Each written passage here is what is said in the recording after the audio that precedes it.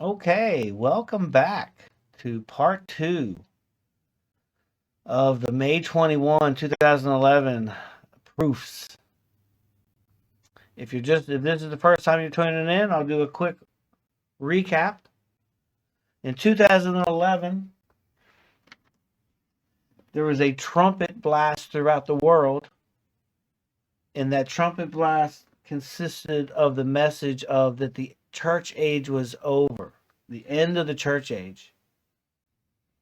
And part of that sort of message was that so the church, I didn't say this in the last video, but the church was the plowed field and spreading the seed and growing the harvest. Okay? But you don't grow the harvest forever. So the end of the church age meant that the harvest had to be gathered in then. And that's what we taught, that now was the time that the harvest was coming in and the separation of wheat and tares is taking place. And then also, that spiritually, we said that it's the time where Satan takes his seat on the throne of the church. Okay, so all those things were wrapped into the message in 2011. We blew the trumpet saying all these kinds of things. Wow, it's 2025 now, and it's been 14 years. And what we can see, now that we can see backwards and see kind of what has gone on, we can see that there's been two sets of 7 years have gone by since 2011. It's been 14 years total. And if you break that up into two sets of seven, you can see that the first set of seven indicated by a time of like Obama in his prime and Trump beginning, which was great in the beginning. You can look at that as a feast time. The second set of seven, COVID hit. Then Biden hit. We're looking at this side of seven as famine. And this is sort of a worldview, Egypt view here. And then, but you also have like a Jacob view. And what Jacob did is during this 7 years, he worked for Leah. And then this 7 years, he worked for Rachel. And then he has still 6 more years to work in order to get his flocks, his speckled and striped flocks. And it just so happens, if you do the math, so like today's 2025, if he has to work 6 more years, that's 2031. So that's where we're at right now. And just one more thing, that this is like feast and famine, and it brings up Pharaoh's dream of feast and famine. Now, Pharaoh had the dream, not that he had the dream twice, but the dream was repeated, once with cows, right, and then once with wheat. Excuse me, I gotta take a drink.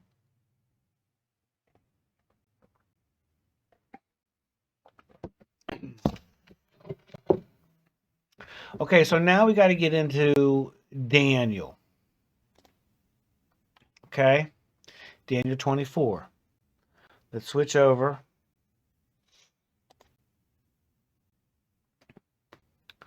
Okay, let's get right into it. 77s are decreed for your people in your holy city to finish transgression, to put an end. This is Daniel 9:24. Sorry. 77s are decreed for your people in your holy city to finish transgression, to put an end to sin, to atone for wickedness, to bring in everlasting righteousness, to seal up vision and prophecy, and to anoint the most holy place. So look, this is sort of the mission statement for the church. Like, this is what the church should be doing. They should be trying to finish transgression. They should be trying to put an end to sin. They should be atoning for wickedness. They should be trying to bring in everlasting righteousness. They should be trying to seal up vision and prophecy. They should be trying to anoint the most holy. Okay? So this is the mission statement of the church. And what we see here is 77s are decreed for them. 77s. And that 77s, everyone has always thought like it's 77, so everyone would times it, 70 times 7. And they would come up with 490, like, wow, 490 years for the church, whatever that means. But no one could ever put it in the right spot. So let's look at the word here. If we look at the word sevens, the sevens word. See here that it says it's a period of 7 days or years. So we're going to use years just because we are. So period of 7. Now, in order to times 70 times 7, that period of 7 would have to be periods with an S. So in other words, the sentence would read 70 periods of 7 years. Periods with an S.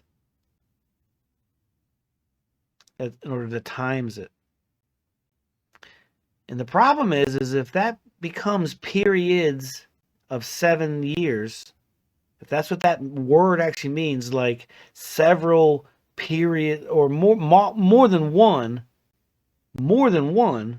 periods of 7 years, that's what the S means. However, without the S, it just means a period of 7 years. Boom. Period of 7 years. Boom. And for me, that's how we're going to take it. Okay? We're going to take it as a period of 7 years. Okay? 70 in a period of 7 years are decreed for your holy city. So here we have 70. 70 in a period of 7 years are decreed for your people. So what do you want me to say here? To complete the church. Complete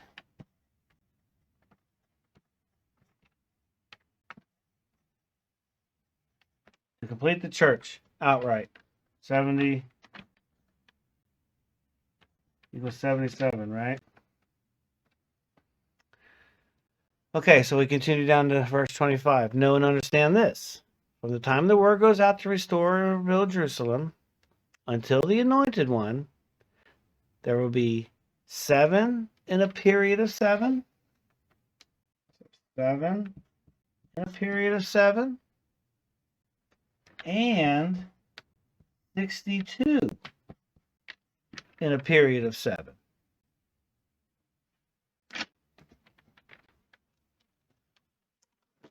What's this? It says, know and understand this. From the time of the word goes out to restore and rebuild Jerusalem. What's that, first of all? What's the word goes out to restore and rebuild Jerusalem? That's when Israel came to be a nation again in 1948.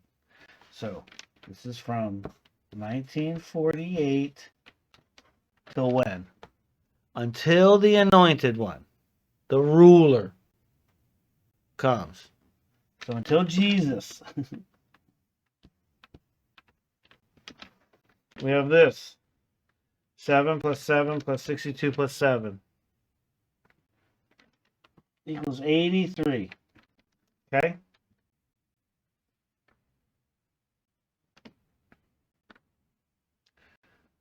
Let's continue. Oh, let me read this too. So we're talking about 1948, talking about rebuilding of Jerusalem, and it says, this is the neat little tidbit here. It will be rebuilt. See here, right there above me. It will be rebuilt with streets and a trench, but in times of trouble. So that trench in the King James Version says wall.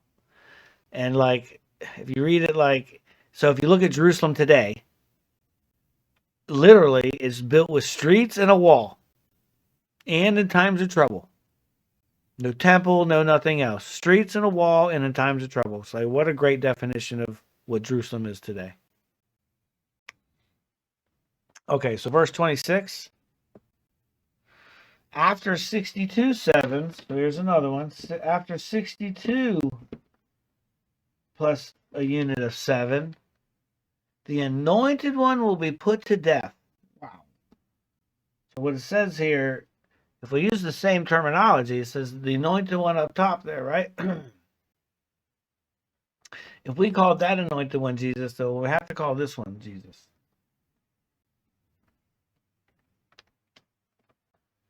It says put to death.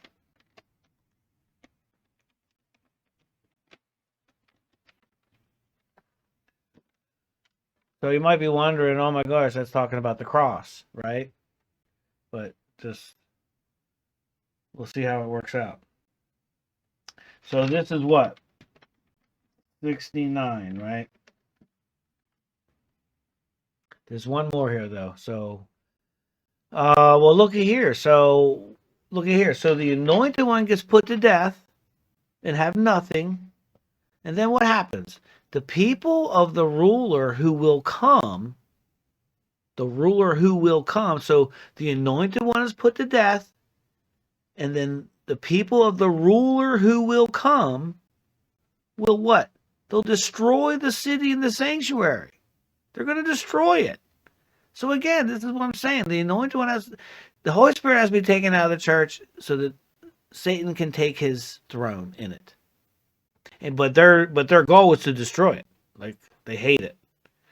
The end will come like a flood. War will continue to the end, and desolations have been decreed. So the abomination of desolation, right? Okay, so here it is. He will confirm a covenant with many for 1/7.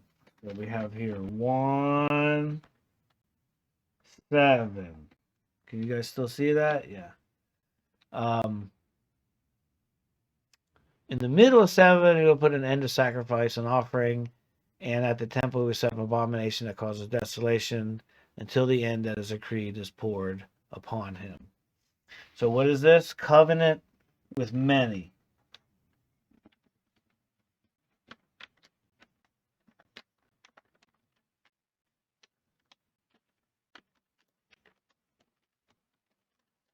Wow, crazy, right?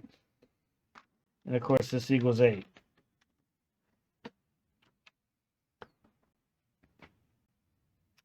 Okay, guys.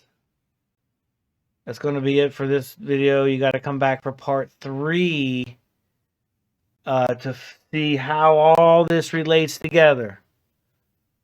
Okay, so come back for part 3. See you there.